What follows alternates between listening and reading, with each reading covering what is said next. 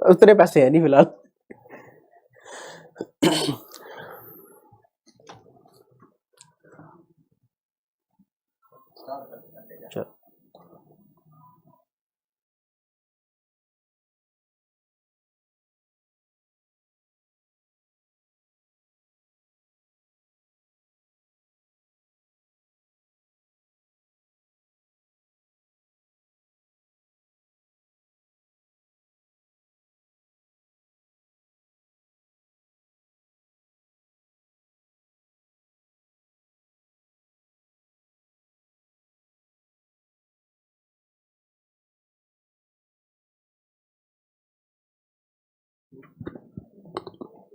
Good evening दोस्तों, हमें example कलम से क्रांति और IAS बाय एग्जाम्पल चैनल पर आप सभी लोगों का स्वागत है। क्वेश्चन आंसर की आपकी सीरीज चल रही थी। उसी सीरीज में कल मैंने आपको बोला था कि हम करंट अफेयर्स के कुछ क्वेश्चंस को लेकर बात करेंगे, ठीक है। तो नीति आयोग की शहरी इंडेक्स को लेकर सबने पढ़ा है, कुछ नॉर्थ ईस्ट को ऊपर भी थोड़ा ध्यान दे लीजिए, क्योंकि भाई आपके ही भाई बहन बोला जाता है 7 सिस्टर्स, उनको बोला जाता है 7+1 सिस्टर्स, ठीक है। तो आप उनकी तरफ भी थोड़ा ध्यान दीजिए और उनसे रिलेटेड क्वेश्चंस भी पूछे जाएंगे डेफिनेटली, ठीक है। ऐसा नहीं है कि भाई मणिपुर का आंसर नहीं पूछा जाएगा, यूपी का ही पूछ लेंगे, ऐसा नहीं है, ठीक है। चलिए, पहला क्वेश्चन आपका दिया गया है कि CSIR राष्ट्रीय विज्ञान संचार और नीति अनुसंधान संस्थान की स्थापना किस शहर में की गई।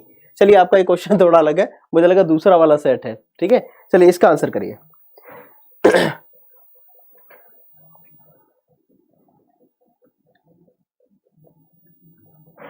CSIR राष्ट्रीय विज्ञान संचार और नीति अनुसंधान संस्थान की स्थापना किस शहर में की गई। अब देखो, CSIR को लेकर अगर आप ध्यान रखें तो CSIR के अलग अलग दो संस्थान थे। एक तो CSIR निस्कियर के नाम से, ठीक है, और एक संस्थान जो इनका था वो था CSIR निस्टेट्स के नाम से, ठीक है। वो जो CSIR निस्टेट्स के नाम से जो आपका संस्थान है वो दरअसल में विकास प्रक्रियाओं के ऊपर अध्ययन को लेकर बात करता है, जबकि CSIR जो निष्क्रिय संस्थान है वो विज्ञान संचार एवं सूचना के तौर पर के संदर्भ में काम करता है। अब इन्होंने किया क्या है कि इन दोनों ने उन दोनों को ही मर्ज करके एक नया इंस्टीट्यूशन आपका शुरू किया, और वो जो नया इंस्टीट्यूशन है वो आपका कहां पर आपका शुरू किया गया है। तो ये जो संस्थान है आपका, उसका आप आंसर करते जाइए। फिर मैं आपसे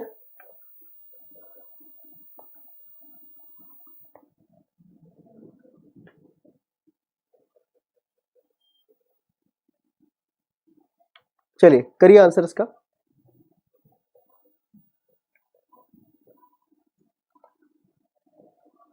कुछ ए कर रहे हैं, कुछ बी कर रहे हैं। सही आंसर करिए इसका।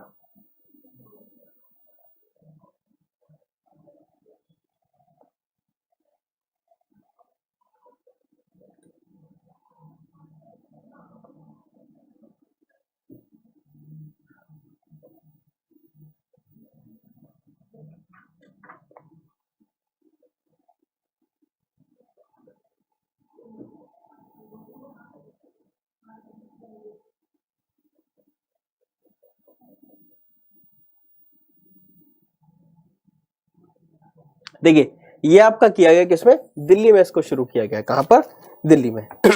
चलिए नेक्स्ट क्वेश्चन है आपका,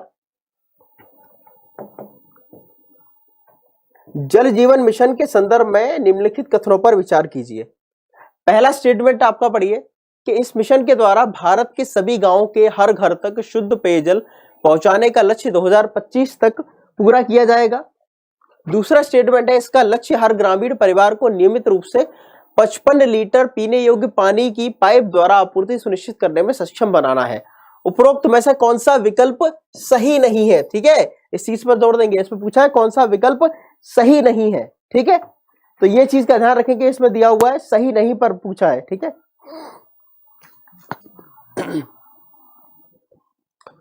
देखो, जल जीवन मिशन को लेकर अगर आप बात करें तो जल जीवन मिशन की जो घोषणा हुई थी, ये आपका शुरुआत कब किया गया था, 2019 में इसकी घोषणा की गई थी, ठीक है। अब भारत में जो कि भाई इतनी ज्यादा आपके यहाँ पॉपुलेशन है, उस पॉपुलेशन के हिसाब से पानी की किल्लत को लेकर बड़े जो है आपके यहाँ पर संकट छाए हुए हैं। आपने इवन आपको ध्यान होगा कि कुछ समय पहले शिमला वगैरह में, मसूरी वगैरह में होटल्स में ये बोल दिया गया था कि आप पानी की एक लिमिटेशन तय कर दीजिए कि इससे ज्यादा पानी खर्च नहीं किया जाएगा। अब ऐसी समस्याएं जो आपको दिख रही हैं वो क्यों दिख रही हैं? तो उसके पीछे का एक बहुत सीधा सा रीजन है कि एक तो ये कि पहले आप देखते थे कि आपके यहाँ पर जलाशय, तालाब, भंडार वगैरह ये सारी चीजें होती थी, अब वो नहीं रही। वर्षा जल का संचयन नहीं होता। हालांकि कुछ स्टेट में रेगुलेट है कि आप सरकारी नक्शा पास कराएंगे देन आपको होना चाहिए घर के ऊपर वाटर हार्वेस्टिंग सिस्टम, बट नहीं करते हैं, उसकी अनदेखी आपकी की जाती है। तो इस मिशन की आपकी शुरुआत की गई थी। अब इस मिशन को लेकर बात करें तो उसमें पूछा गया कौन सा विकल्प सही नहीं, तो उसमें दिया है कि शुद्ध पेयजल पहुंचाने का जो लक्ष्य 2025 तक पूरा किया जाना चाहिए। ये दरअसल में आपका गलत है। ये टारगेट क्या रखा गया था? ये टारगेट रखा गया था आपका 2024 का। कब का टारगेट था? 2024 का टारगेट था, ना कि 2025 का। अब दूसरा था कि इसका लक्ष्य हर ग्रामीण परिवार को 55 लीटर पीने युक्त पानी की पाइपलाइन द्वारा, तो उसमें टैप का मतलब को पाइपलाइन के थ्रू आप पानी पहुंचाएंगे पीने युक्त। आपने इसी इनिशिएटिव के तहत आपने देखा होगा कि ओवरहेड टैंक की स्थापना की जा रही है। आप अगर देखेंगे अपने गांव वगैरह में तो आप देखते होंगे ओवरहेड टैंक वगैरह बनाए गए हैं गाँव में जगह जगह। वो क्यों बनाए गए कि उन गाँवों में या जैसे कई सारे ऐसे इलाके हैं जो कि पानी का संकट वहां पर वैसे नहीं है कि सूखा पड़ता है सूखा भी नहीं पड़ता, ठीक, आसपास में नदी भी बह रही है, लेकिन फिर भी वहां पर पीने की पानी की किल्लत है। क्योंकि दिक्कत इस बात की है, पानी की उपलब्धता होने का मतलब अलग है और पीने की पानी उपलब्धता होने का दोनों का अर्थ संदर्भ जो है अलग है। भाई यमुना में है तो वो भी पानी है, बस अंतर इतना है कि वो गंदा है। अब वो तो नहाने योग्य भी नहीं है, पीने की तो बात दूर रही। तो अब मथुरा में आपने देखा होगा अभी रिसेंट में कई सारी डॉक्यूमेंट्रीज ऐसी वायरल हुई थी, उनमें था कि यमुना के किनारे रहने वाले जो लोग हैं वो किलोमीटर तक पैदल जाते हैं अपने आसपास के क्षेत्रों में और वहां से मिनरल वाटर लेकर आते हैं, ठीक। या फिर उन गांवों में घर घरों पर जैसे भू माफिया का सिस्टम है वैसे जल माफिया का सिस्टम चलता है। महाराष्ट्र में, राजस्थान में, गुजरात के कई इलाकों में, इवन उत्तर प्रदेश में भी कई क्षेत्रों में ऐसे सिस्टम आपके चल रहे हैं, ठीक। तो इन सब को लेकर ये टारगेट किया गया कि हर ग्रामीण परिवार को हम नियमित तौर पर 55 लीटर प्रति व्यक्ति पीने योग्य पानी की पाइप के द्वारा आपूर्ति जो है सुनिश्चित आप कराएंगे, ठीक है। तो ये आपका टारगेट था जो आपका कंप्लीट करना था, ठीक है। और इस टारगेट को लेकर अगर आप बात करें तो लगभग 3.23 करोड़ के करीब में हमने जो है इस तरह के पाइपलाइन कनेक्शन प्रोवाइड भी कराए हैं। अब क्वेश्चन के अकॉर्डिंग पूछा था कौन सा सही नहीं है, तो क्या हो जाएगा? ए आपका क्या हो जाएगा? Right answer. जो ए पहला आपका जो स्टेटमेंट है वो आपका सही नहीं है, बाकी सभी आपके आंसर सही है, ठीक। चलिए नेक्स्ट क्वेश्चन है आपका,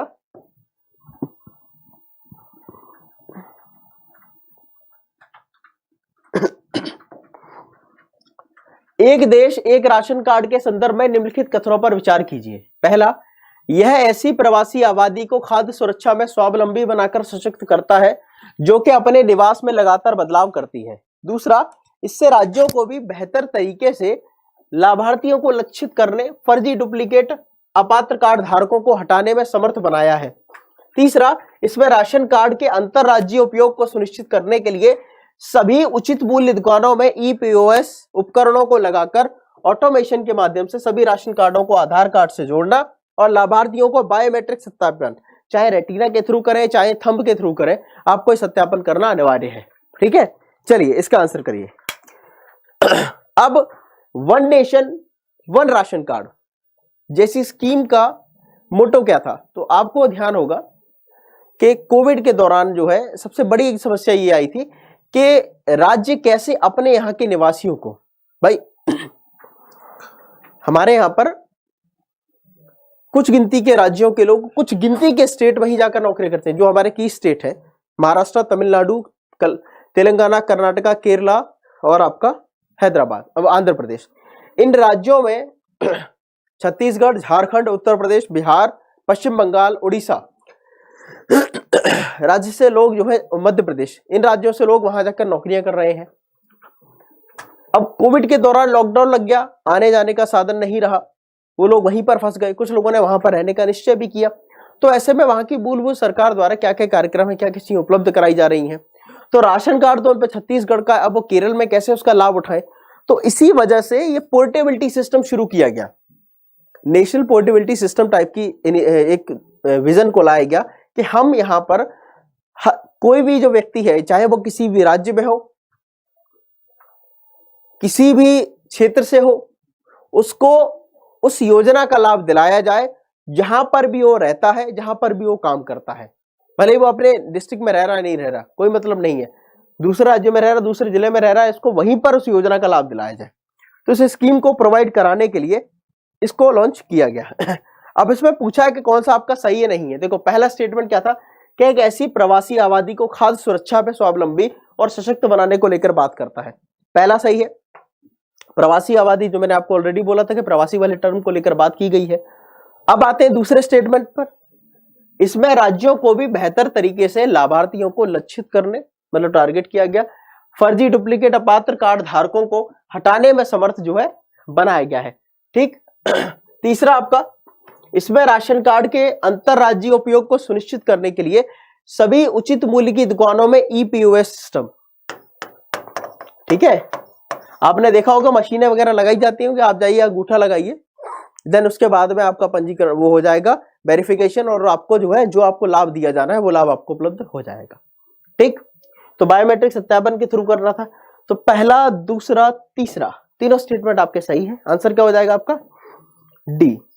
डी क्या हो जाएगा आपका राइट आंसर। चलिए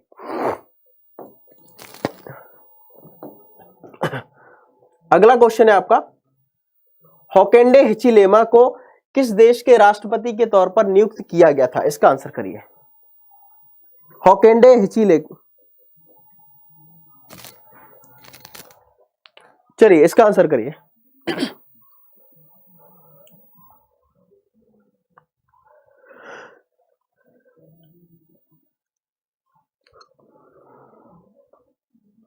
देखो होकेंडे हिचिलेमा को इसका किया गया था, जाम्बिया का राष्ट्रपति आपका नियुक्त किया गया था। अब ये जो वन लाइनर टाइप के आपको क्वेश्चन लग रहे हैं कि सर ये तो वन लाइनर है, तो देखो आपके पेपर्स जो है, जो आरओ का हो, इलाहाबाद हाई कोर्ट की बात करें या फिर आप बात करें Uttar Pradesh UP PCS RO को लेकर, तो उसमें से वन लाइनर के क्वेश्चन कई बार पूछे गए हैं। जैसे इकोनॉमी तक में जो वन लाइनर के पूछे गए हैं कि ट्विस्ट ऑपरेशन किससे संदर्भित है, ठीक है, तो कई सारे ऐसे क्वेश्चन हैं आपके जो वन लाइनर फॉर्मेट में ही पूछे गए हैं, तो उसमें बहुत ज्यादा आपको दिमाग उसमें नहीं लगाना है, ठीक है। चलिए क्वेश्चन क्या है, उत्तराखंड महिला कमांडो दस्ता तैयार करने वाला देश का चौथा राज्य है। दूसरा स्टेटमेंट है, त्रिपुरा में 39वां अगरतला अंतरराष्ट्रीय पुस्तक मेले का आयोजन किया गया। अब इसमें एक ही क्वेश्चन में दो क्वेश्चन आपके ऑलरेडी दिए गए, इसका आंसर करिए, इसका क्या होगा?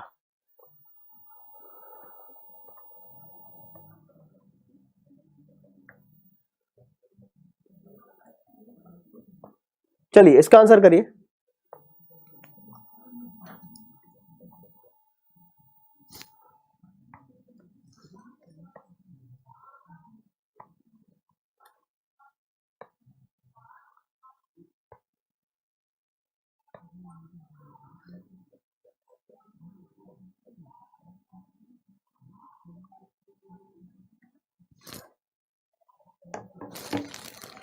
देखिए पहला स्टेटमेंट क्या था कि उत्तराखंड महिला कमांडो दस्ता तैयार करने वाला पहला आपका, मतलब जो चौथा आपका राज्य है, तो ये बिल्कुल आपका सही है, ठीक है।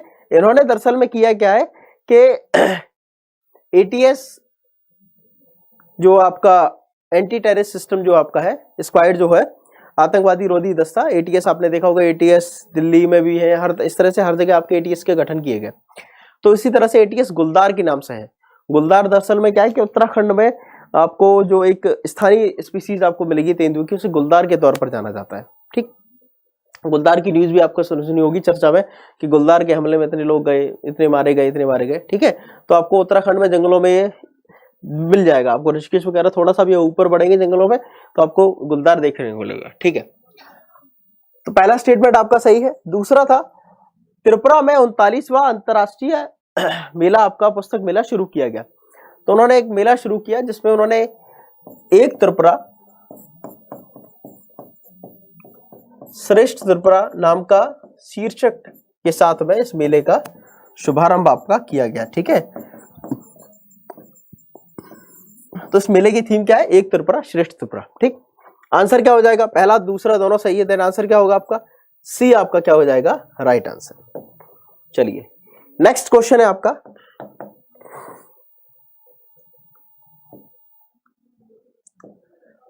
निम्नलिखित में से किसने 5वीं ब्रिक्स उद्योग मंत्रियों की बैठक की अध्यक्षता की? मनसुख लक्ष्मण भाई मंडाविया, रविशंकर प्रसाद, पीयूष गोयल, निर्मला सीतारमण। ब्रिक्स देश आपको सिंपल सा पता है, ब्रिक्स देश कौन कौन से, ब्राजील है, रशिया है, इंडिया है, चाइना है, साउथ अफ्रीका है। पहले ब्रिक्स थे, लास्ट में ऐड हुआ जाके आपका साउथ अफ्रीका, देन जाके वो ब्रिक का ब्रिक्स हो गया। ठीक, चलिए इसका आंसर करिए। 5वीं ब्रिक्स उद्योगों की बैठक जो है वो किसके उसमें की गई?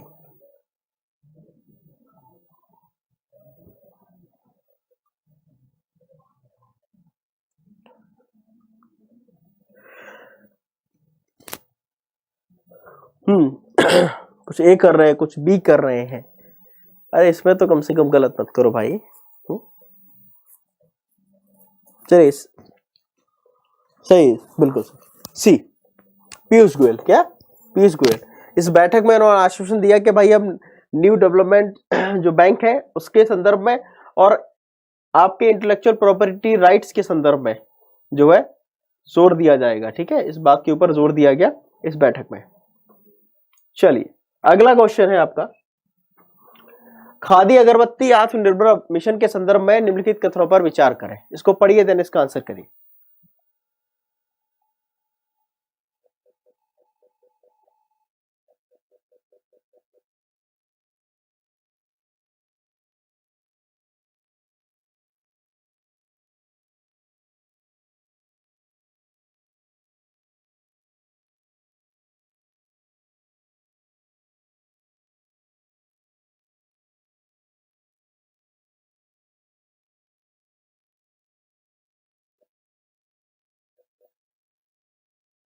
चलिए इसका आंसर करिए। देखिए पहला स्टेटमेंट क्या था कि इस योजना का जो उद्देश्य है वो बेरोजगार और प्रवासी श्रमिकों के लिए रोजगार का सृजन करना है। किसके संदर्भ में?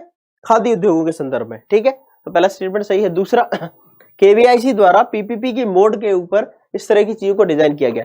अब खादी विलेज इंडस्ट्री कमीशन इस तरह की कई और चीजों में भी इन्वॉल्व है, जैसे आपका प्रोजेक्ट बोल्ड।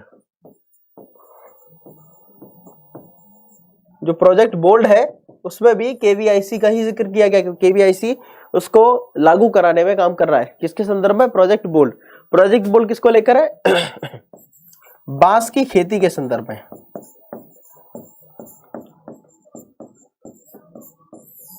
ठीक है, उसके अलावा केवीआईसी कई जगह ट्राइफेड के साथ में मिलकर कई सारी स्कीमों पर काम कर रहा है। जनजाति कल्याण के संदर्भ में केवीआईसी और ट्राइफेड मिलकर जो है साथ में काम भी कर रहे हैं कई सारी स्कीमों पर। अब आते हैं दूसरे स्टेटमेंट। दूसरा स्टेटमेंट भी आपका सही है, तो आंसर क्या हो जाएगा? सी आपका क्या हो जाएगा इसका राइट आंसर। ठीक है, तो खादी विलेज मिशन को लेकर समझ में आ गया आपका। ठीक, खादी अगरबत्ती आत्मनिर्भर मिशन के नाम से आपका ये मिशन है। ठीक है, अब इसको लेकर कुछ चीजें और भी की गई है कि जैसे कि इस मिशन के अंतर्गत केवीआईसी जो आपका है दरअसल में 25% केवीआईसी मशीनों को की लागत का 25% केवीआईसी उठाएगा। बाकी बचा 75% जो है आसान किस्तों में जो कारीगर हैं, ठीक है, वो चुका सकते हैं। तो ओवरऑल कैपिटल फॉर्मेशन को लेकर अगर आप बात करें यहाँ पर क्या भाई इस उद्योग में क्या है, तो इस उद्योग में केवीआईसी अपनी तरफ से 25% योगदान दे रहा है, बाकी 75% जो है उनको प्रोवाइड करना होगा। ठीक है, तो 25% केवीआईसी इसमें सब्सिडी दे देगा ओवरऑल का, और 75% आपको वहन करना होगा। ठीक है, लागत का। चलिए नेक्स्ट क्वेश्चन है,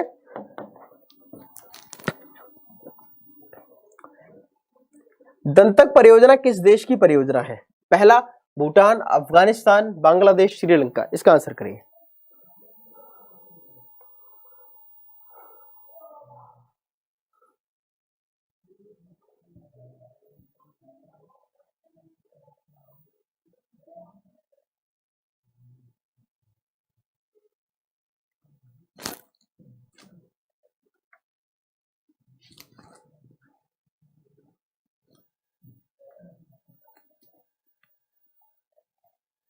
देखिए दंतक परियोजना दरअसल में बेसिकली है कि मोटर वाहन योग्य रोड्स के इंफ्रास्ट्रक्चर को लेकर के ऐसी सड़कों का निर्माण किया जाए जहां पर मोटर वाहन आप कर पाए अच्छे से, ठीक है, मतलब कि रोड बनाई जाए। अब भूटान से संबंधित है योजना आपकी, भूटान में आपकी शुरू की गई थी। भूटान में 61 में इस योजना को शुरू किया गया था और अब तक 1800 किलोमीटर तक का जो है इस परियोजना के अंतर्गत रोडों का निर्माण हुआ है। अब भूटान के लिए क्यों ये बहुत ज्यादा महत्वपूर्ण है, रीजन ये है कि भूटान भी उन हाई टेरेन इलाकों में शामिल है जहां पर के रोड इंफ्रास्ट्रक्चर डेवलप करना बहुत मुश्किल है। साथ ही साथ में अगर रोड इंफ्रास्ट्रक्चर डेवलप नहीं है तो वहां जीवन बहुत ज्यादा मुश्किल है। क्यों? क्योंकि भाई अगर ऐसे रोड नहीं है आने जाने के लिए, देन आप क्या करेंगे? आपके पास कच्चे रास्ते होंगे, पहाड़ी थ्रू आप जा रहे हैं ट्रैकिंग करते हुए। अब ऐसे में वहां पर कोई आपदा आती है, कोई चिकित्सा की समस्या आती है, तो आप त्वरित सहायता नहीं पहुंचा सकते। तो उसके लिए जरूरी है रोड कनेक्टिविटी का होना। तो रोड कनेक्टिविटी के संदर्भ में आपके जो विजनरी प्राइम मिनिस्टर थे जवाहरलाल नेहरू और तथा भूटान के तीसरे राजा, ठीक है, थर्ड जो राजा रहे आपके रैंकिंग में, उन दोनों ने साथ में मिलकर इस स्कीम को लॉन्च किया था। धनतक परियोजना के नाम से इसका शुभारंभ किया गया था और आज इसके अंतर्गत कई सारे आपके वहां पर एयरपोर्ट्स वगैरह को भी आपस में कनेक्ट किया गया है। चलिए नेक्स्ट क्वेश्चन है, छत्तीसगढ़ के भूमिहीन श्रमिकों को राजीव गांधी ग्रामीण भूमिहीन मजदूर न्याय योजना के तहत वार्षिक आधार पर कितनी राशि की वित्तीय सहायता प्रदान की जाएगी? पहला 5000, दूसरा 8000, तीसरा 6000, चौथा 7000 रुपए। इसका आंसर करिए। चलिए इसका आंसर करिए।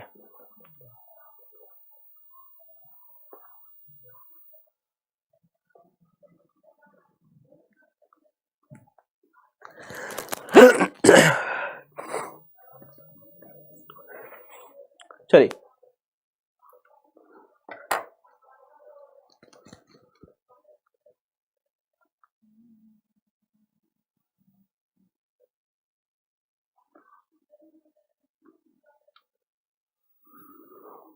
देखिए, छत्तीसगढ़ राज्य में राज्य के भूमिहीन श्रमिकों को प्रदान करने के लिए 600 करोड़ रुपए की योजना शुरू की गई। 12 लाख लोगों को इसके अंतर्गत लाभ दिया जा रहा है, ठीक है।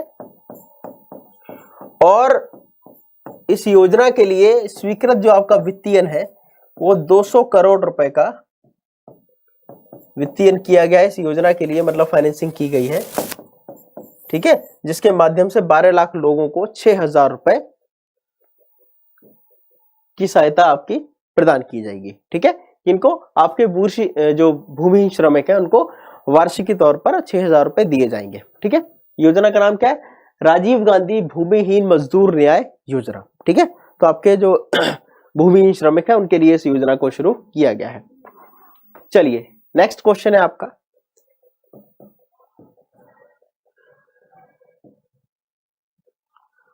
हुरून ग्लोबल 500 सबसे मूल्यवान कंपनियों की सूची 2021 में कौन सी कंपनी सबसे ऊपर है? Amazon, Microsoft, Facebook, Apple. इसका आंसर करिए।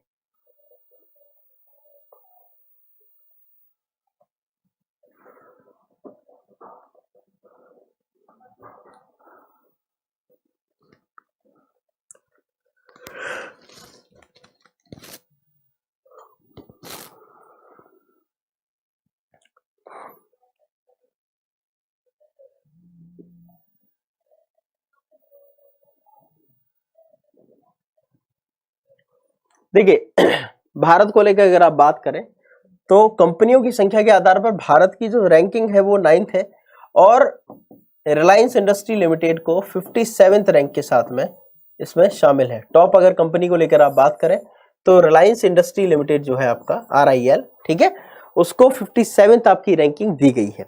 अब फर्स्ट रैंकिंग किसका है? तो फर्स्ट आपका है एप्पल का।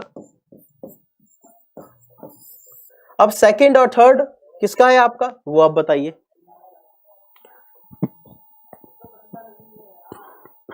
देखो second Amazon and the third rank goes to, ठीक है,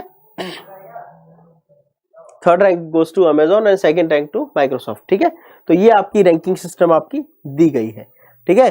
Amazon इसको एप्पल को सबसे ज्यादा जो है मूल्यवान कंपनी के तौर पर कहा गया है, ठीक है, तो उनको फर्स्ट रैंकिंग दिया है। नेक्स्ट क्वेश्चन है,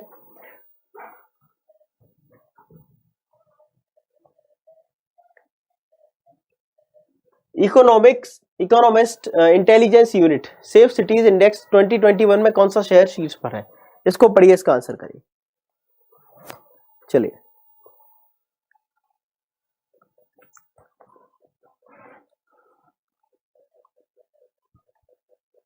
economist intelligence unit safe cities index. देखो, इस सूचकांक में उन्होंने डिजिटल कि कितना शहर में डिजिटलाइजेशन है, कितना शहर के अंदर जो है हेल्थ सर्विसेज आप प्रोवाइड करते हैं, कितना शहर के अंदर ग्रीन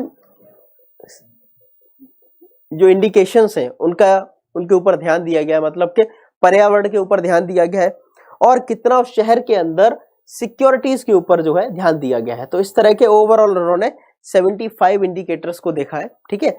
मोटे मोटे तौर पर इनको 4-5 में डिवाइड कर दिया, जिसमें उन्होंने डिजिटलाइजेशन को लेकर बात कर ली, हेल्थ सर्विसेज को लेकर बात कर ली, एनवायरनमेंट को लेकर बात कर ली, और आपके सिक्योरिटी को लेकर बात कर ली, ठीक है। तो वैसे आपके 76 जो डोमेन्स हैं ओवरऑल, जिनके ऊपर इसमें विचार आपका किया गया है, ठीक है। अब इसमें जो आपका कोपेनहेगन है वो 100 में से 82.4 नंबर के साथ में जो है टॉप पर रहा। उसके बाद में आपका टोरंटो कनाडा में आपको मिलेगा, और थर्ड आपका सिंगापुर। ये आपकी रैंक है, ठीक है। तो टोरंटो और उसके बाद में सिंगापुर को रैंक किया गया है, ठीक है। इसके अलावा यंगून सिटी जो आपका है, कहां पर है? चाइना में पाया जाता, चाइना में है, पाया नहीं जाता, सॉरी। इसको जो है लोएस्ट रैंकिंग बना है अब तक, मतलब कि सबसे लास्ट रैंकिंग किसको मिला? यंगून को दिया गया है। और यंगून आपका चीन का शहर है, जिसको सबसे एंड जो है में इसको रैंकिंग दिया गया है, ठीक है।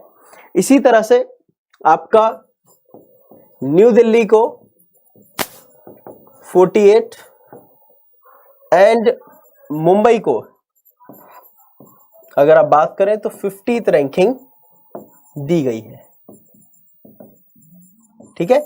ये आपका रैंकिंग का स्ट्रक्चर है भारत के संदर्भ में। नई दिल्ली को 48 और मुंबई को इसमें 50वीं रैंकिंग के तहत जो है आपका रखा गया है।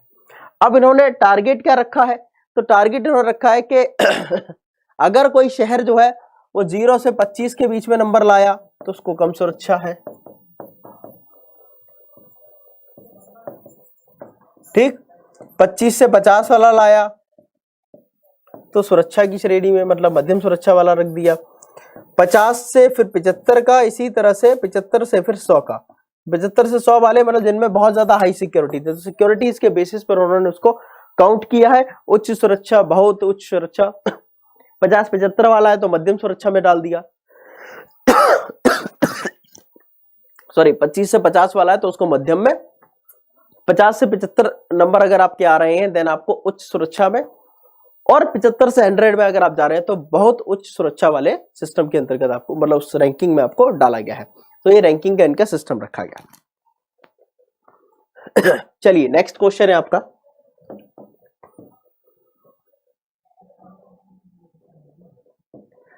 Services e health assistant and tele consultation OPD portal के संदर्भ में निम्नलिखित कथनों पर विचार करें। इसको पढ़िए देन इसका आंसर करें।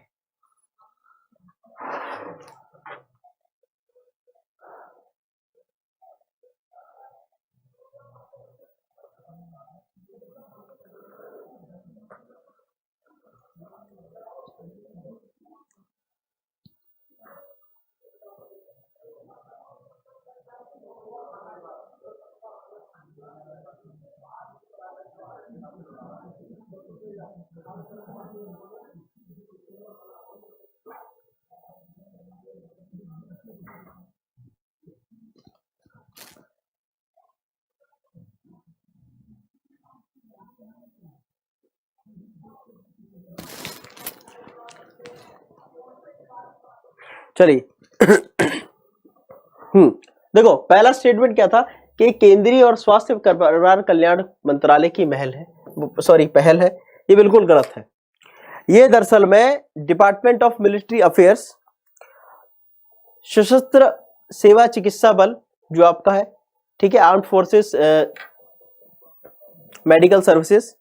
उसके अलावा आपका इंटीग्रेटेड डिफेंस सर्विसेज IDS, और साथ ही साथ में CDAC जो आपका कंप्यूटर मामलों को देखा करता है, ठीक है, जो एक तरीके से बोला जाए तो आर्टिफिशियल कंप्यूटिंग के सेक्टर में डेवलपमेंट और रिसर्च को लेकर बात करता है। CDAC जो आपका संस्थान है, उनकी ये संयुक्त पहल है, मतलब कि डिपार्टमेंट ऑफ मिलिट्री अफेयर्स है, उसके अंतर्गत आर्म्ड फोर्सेज मेडिकल सर्विसेज और इंटीग्रेटेड डिफेंस सर्विसेज, इनके साथ में इस स्कीम को आपका लॉन्च किया गया। तो पहला स्टेटमेंट गलत है। दूसरा था कि पोर्टल जो है अस्पतालों पर भार को कम करेगा, मरीज आसान और प्रभावी तरीके से संपर्क रहित परामर्श प्राप्त कर सकेंगे। आपने देखा होगा, अगर आप में से कोई एम्स वगैरह कभी गया हो, तो अभी वर्तमान में उन्होंने क्या कर दिया एम्स में कि आप ऑनलाइन रजिस्ट्रेशन करा सकते हैं, ई रजिस्ट्रेशन जैसा सिस्टम। अभी क्यों किया गया कि भैया लंबी लंबी लाइनें हैं, OPD जाके रजिस्ट्रेशन कराए और जो है अपना होता है अपॉइंटमेंट लिए, तो उससे अच्छा है कि लोग घर बैठे बैठे रजिस्ट्रेशन ले लें, इनको पता चले कि भाई इस दिन दिखा सकते हैं। क्योंकि दिल्ली जैसे एम्स में लोग बहुत दूर दूर से आते हैं, या इवन जहां भी एम्स है, एम्स ऐसा तो है नहीं कि हर शहर में हो, हर जिले में हो, ऐसा नहीं है। इवन आपको अगर आप टोटल स्टेट काउंट करेंगे तो उसकी कंपैरिजन में भी कम पड़ जाएंगे आपकी एम्स। तो ऐसे में एम्स की स्थापना, मतलब सॉरी, एम्स के अंदर इस तरह के ई रजिस्ट्रेशन सिस्टम को शुरू किया गया। इसी की तर्ज पर यहां पर भी ये ऑनलाइन पोर्टल आपका शुरू किया गया। तो आंसर आपका क्या हो जाएगा? केवल बी, क्योंकि इसमें पूछा है कौन सा स्टेटमेंट आपका सही है। चलिए नेक्स्ट क्वेश्चन है,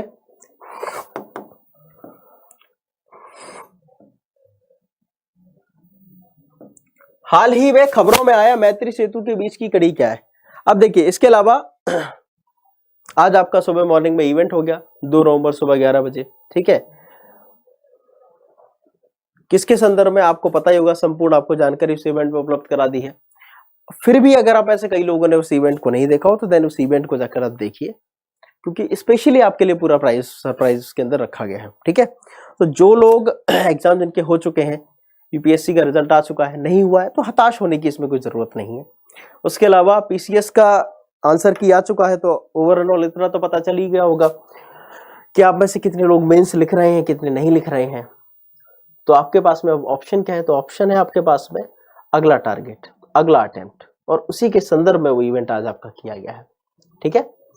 तो जल्द से जल्द एक अपनी रणनीति तैयार करिए और इस भूमिका को एक आकार देने के लिए हमारे साथ में जुड़िए, ठीक है। तो अभी भी आपके पास में अवसर है भाई, अटेम्प्ट है अगला, ठीक है। 2022 में आप अटेम्प्ट दे रहे हो, 2023 में दे रहे हो, पीसीएस का भी अगला जो आपका है जो पेपर है, उम्मीद है कि हर हाल में यूपीएससी से लगभग शायद पहले हो जाए। क्यों? क्योंकि अब तक तो कोविड की वजह से डिले था, लेकिन हमेशा कोशिश होती है कि वो पेपर पहले हो जाए, ये हमेशा से रहा है, ठीक है। चलिए अब इसका आंसर करिए कि मैत्री सेतु किसके बीच की कड़ी है?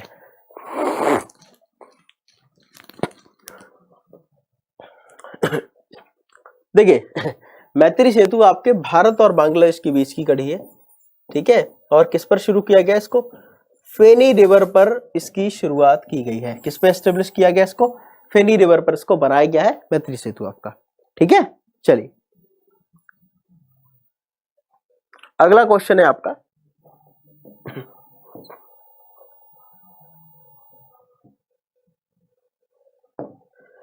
मरीजों द्वारा वास्तविक समय के आधार पर कोविड-19 अस्पतालों में बिस्तरों की बुकिंग को सक्षम करने के लिए किस राज्य ने mobile app Amrit Vahini launch की है? इसका आंसर करिए। चलिए, अमृत वाहिनी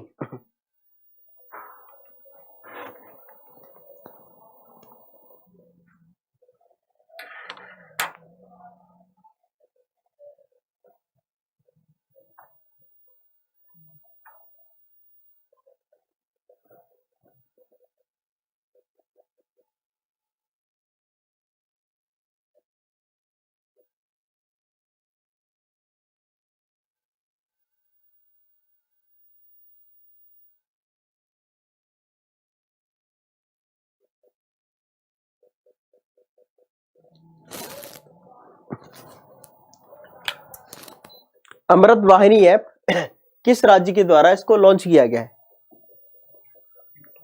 ए, कुछ बी, कुछ सी, तुक्का मार लो सारे एक एक करके। ए, झारखंड। कहां पर शुरू किया गया आपका? झारखंड में अमृत वाहिनी के नाम से आपका जो है ऐप जो है इसकी शुरुआत आपकी की गई है। ठीक है, अगला क्वेश्चन है आपका नेम को लेकर। वर्ल्ड हिस्ट्री आप में से जिन लोगों ने भी पढ़ी हो, या जोसेफ ब्राज टीटो के बारे में पढ़ा हो, या फिर बामे क्रूमा के बारे में आपने पढ़ा हो, ठीक है, या फिर आपने सुकर्णो के बारे में सुना हो, या सिर्फ जवाहरलाल नेहरू के बारे में सुना हो, तो ये लोग थे इस नेम के स्थापना के पीछे। ठीक है, चाहे बामे क्रूमा हो, चाहे जोसेफ ब्राज टीटो हो, चाहे आपके सुकर्णो हो, चाहे आपके जवाहरलाल नेहरू हो। ठीक है, चलिए अगला क्वेश्चन है आपका कि गुट निरपेक्ष आंदोलन राष्ट्रों की एक अंतरराष्ट्रीय संस्था है जिन्होंने निश्चय किया है कि विश्व के वे किसी भी पावर ब्लॉक के संग या विरोध में नहीं रहेंगे, मतलब तटस्थ रहने वाले हैं। दूसरा, इसकी स्थापना अप्रैल 1961 में की गई। इसका आंसर करिए। चलिए,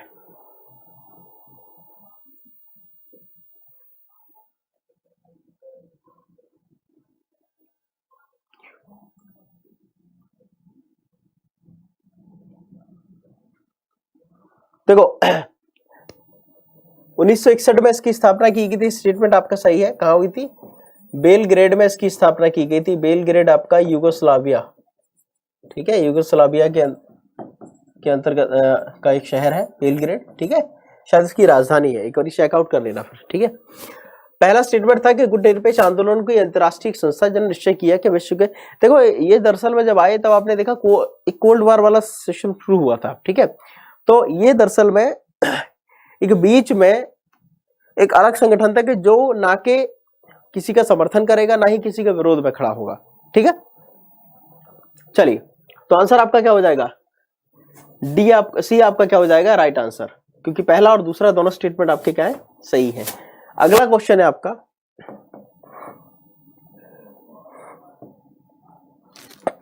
हाल ही में चर्चा में रहा डिब्रू साइखोवा राष्ट्रीय उद्यान कहां स्थित है? इसका आंसर करिए।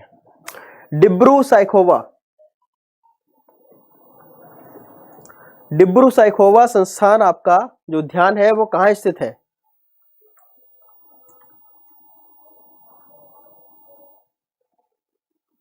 देखो डिब्रू साइखोवा के उसको लेकर अगर आप बात करें तो अगर सिर्फ ये से पूछ लिया जाए कि डिब्रू साइखोवा आपके उसमें किस में कहां पर क्या है, तो आपने उसमें ही पढ़ लिया होगा, इंडियन ज्योग्राफी में ही पढ़ लिया होगा, एनवायरनमेंट में पढ़ लिया होगा। तो दरअसल में पहली चीज तो ये कि दुनिया में जो 19 हॉटस्पॉट हैं आपके ओवरऑल बायोडाइवर्सिटी हॉटस्पॉट्स, जैसे आप वेस्टर्न हिमालयस वगैरह को लेकर बात करते हैं, सॉरी वेस्टर्न घाट को लेकर बात करते हैं, ठीक, उन्हीं 19 हॉटस्पॉट में से एक है ब्रह्मपुत्र नदी के दक्षिणी तट पर आपको ये इसकी अवस्थिति है। ठीक है, साथ ही साथ में डिब्रू साइखोवा को लेकर अगर आप बात करें तो इसको वन्य जीव अभ्यारण्य के तौर पर भी 1968 में इसको आपको एज अ वन्य जीव अभ्यारण्य मतलब as a wildlife sanctuary के तौर पर घोषित किया गया था। है कहां पर है? आपके आसाम में है। किस राज्य में है ये आपके आसाम राज्य में है, डिब्रू साइखोवा। ठीक है, चलिए अगला क्वेश्चन है आपका हाल ही के कदम के तौर पर खेल मंत्रालय ने खेलो यूथ गेम्स में किसे शामिल किया है? इसको पढ़िए और इसका आंसर मुझे आफ्टर द क्लास आप कमेंट सेक्शन में कीजिएगा। ठीक है, तो आज की आपकी जो क्लास थी वो आपको कैसी लगी, उस क्लास के बारे में जरूर मुझे कमेंट करके बताइएगा। साथ ही साथ में क्लास अगर आपको अच्छी लगी देन उसको लाइक करिए, शेयर करिए, और चैनल पर अगर आप नए आए हैं तो चैनल को सब्सक्राइब करिए। साथ ही साथ में एग्जाम्पर ऑफिशियल ऐप को डाउनलोड करना ना भूलें। ठीक है, आप उस ऐप को डाउनलोड करिए जिससे कि आपको बाकी अन्य कोर्सेज के बारे में जानकारी भी उपलब्ध हो सके। उसके अलावा examporeias.com के नाम से भी हमारी वेबसाइट शुरू हो गई है, तो उस वेबसाइट पर जाकर जरूर विजिट कीजिएगा। अब आपको इधर उधर वेबसाइट्स ब्लॉग्स पढ़ने का, यहाँ सर नहीं मिल रहा कंटेंट, वहां नहीं मिल रहा पढ़ने को, तो उन पर जाने की जरूरत नहीं है। ठीक है, वी हैव ऑलरेडी ये वेबसाइट हम डेवलप कर चुके हैं उसको, और उसमें डेली चीजों को एनरिच किया जा रहा है, डेली चीजों को अपलोड किया जा रहा है। ठीक है, तो examporeias.com इस वेबसाइट पर जाकर जरूर विजिट कीजिएगा। तो आज की इस क्लास के लिए इतना ही, तब तक के लिए धन्यवाद, शुभ रात्रि।